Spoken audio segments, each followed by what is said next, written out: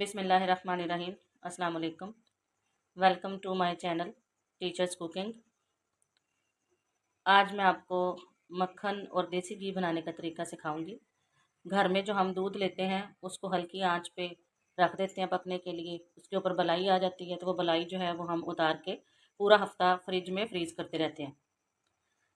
हफ्ते के बाद वो काफ़ी ज़्यादा मलाई इकट्ठी हो जाती है तो फिर वो बलाई को क्या करते हैं कि गर्म कर लेते हैं, हल्का सा नीम गर्म करके उसमें थोड़ा सा दही डाल के उसको ढाँप के रख देते हैं।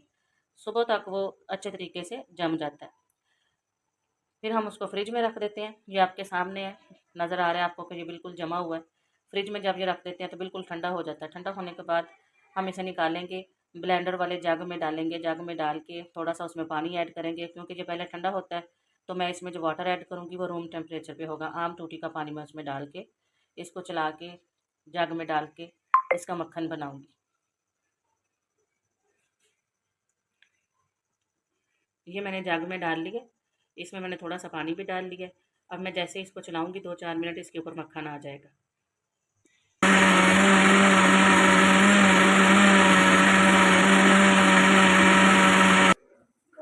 ये जग में दानेदार मक्खन ऊपर हमें नज़र आ रहा है।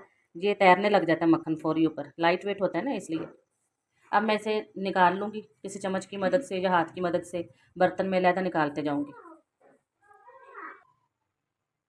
ये देखें फ्रेंड्स, माशाल्लाह मेरा इतना सारा मक्खन निकल आया एक हफ्ते की बुलाई में से।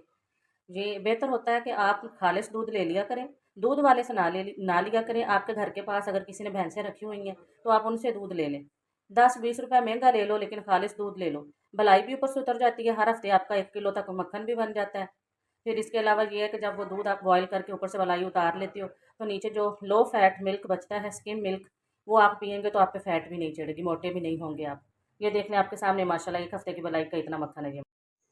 फ्रेंड्स ये देखें जो मैंने मक्खन बनाया था, ये मैंने एक पतीले में डाल के चूल्हे के ऊपर रख दिया। नीचे से मैंने फ्लेम ऑन कर दिया। अब ये गर्म होगा, गर्म हो के मेल्ट हो जाएगा मक्खन। फिर इसमें ऊपर झाग बन के जो ऊपर तक पकना शुरू हो जाएगा, बबल्स बनने शुरू हो जाएंगे। तो फाइनली क्या होगा, आहिस्ता आहिस्ता हमारे सामने क्रिस्टल की तरह का, शीशे की तरह का चमकता हुआ देसी घी बन जाएगा हमारा। तो जैसे जैसे ये मेल्ट होता जा रहा है मैं आपको दिखाते जाऊंगी साथ साथ। ये देखें जैसे ही ये मक्खन मेल्ट हुआ है तो इसके बबल्स बनना शुरू हो गए, ये झाग बन के ऊपर आना शुरू हो गया। आपने घी बनाना है जब तो इसके पास ही खड़े रहना है, इसको छोड़ के कहीं चले नहीं जाना। इसको हीट बहुत जल्दी लगती है और ये फ़ौरन ही बह जाएगा। और जब भी मक्खन आप मेल्ट करके देसी घी बनाएं, आप कोई बड़ा बर्तन लें, बड़े बर्तन में बनाएं। जैसे मैंने भी ये पतीला ज़्यादा बड़ा थोड़ा सा वो लिया है। तो जैसे ही ये हमारा कंप्लीट होगा, घी बनने लग जाएगा, ये आपको खुद ही नीचे नज़र आना शुरू हो गया कि ये देखें नीचे चमकना शुरू हो गया, घी बनता जा रहा है हमारा। जो लस्सी होगी वो नीचे बैठ जाएगी, वो नीचे इसका जो पेंदा है उसके ऊपर वो छोटी छोटी छोटी छोटी उसकी फुटियाँ बन जाएंगी। लस्सी नीचे बैठ जाएगी, ऊपर घी रह जाएगा। इसको आपने ज़्यादा ब्राउन नहीं करना, नहीं तो वो घी की जो लुक है वो ख़राब हो जाएगी। बहुत जल्दी हीट लगती है, इसे फौरी बन जाता है घी।